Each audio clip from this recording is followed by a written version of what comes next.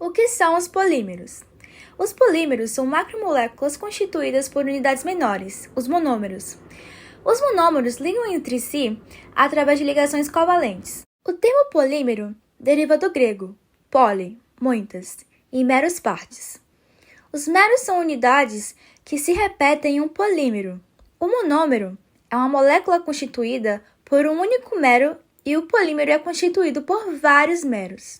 A polimerização é o nome dado à reação de formação dos polímeros. O grau de polimerização refere-se ao número de meros em uma cadeia polimérica.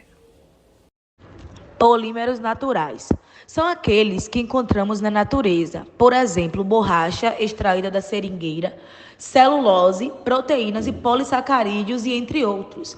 São úteis na fabricação de diversos materiais como papel, pneus e etc. Como se sabe, proteínas e polissacarídeos estão sempre presentes nos alimentos em que ingerimos. Polímeros sintéticos. Os polímeros sintéticos ou artificiais são produzidos em laboratório, em geral de produtos derivados de petróleo. Alguns exemplos são o acrílico, o PVC, o polietileno ou o polipropileno. A partir dos polímeros sintéticos, é possível a fabricação de sacolas plásticas, canudos hidráulicos, materiais de construção civil, colas, isopor, tintas, chicletes, canudos, pneus, embalagens plásticas, teflon e silicone. Polímeros de adição. Como o próprio nome diz, esses polímeros são feitos por meio da adição ou soma de unidades simples de monômeros todos iguais entre si. Alguns dos exemplos podem ser o polietileno, o polipropileno, o teflon, borrachas sintéticas e até mesmo o PVC. Vou falar um pouco sobre os polímeros de condensação. São aqueles em que seus monômeros iguais ou diferentes se unem com a eliminação simultânea de moléculas de água ou outras pequenas moléculas de compostos que não farão parte do polímero. A única exceção é o poliuretano. Na reação de condensação, através de qual é obtido, não há liberação de moléculas.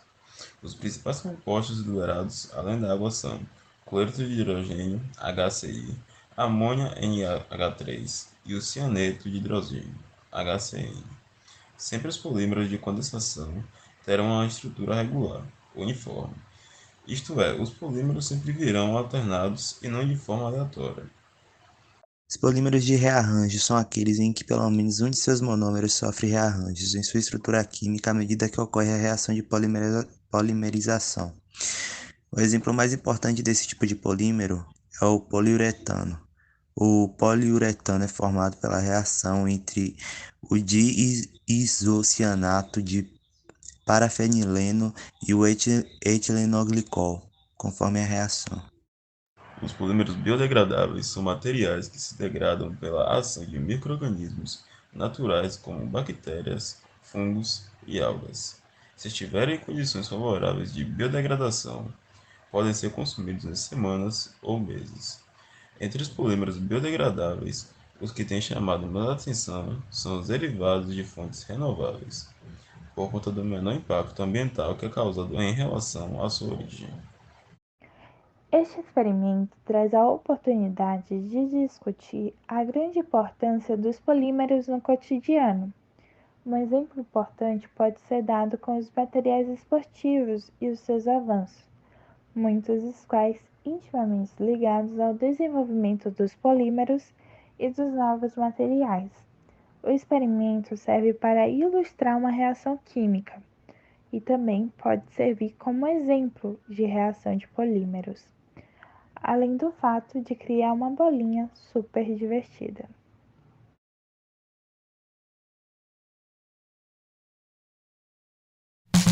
I feel like falling in love. I'm in the mood to fuck something up. Tonight I'm fucking something up. I need some drink in my cup. Hey, I'm in the mood to fuck something up. I wanna go missing. I need a prescription. I wanna go higher. Can I sit on top of you? I wanna go where nobody's been. Have you ever had fun like this? The next day.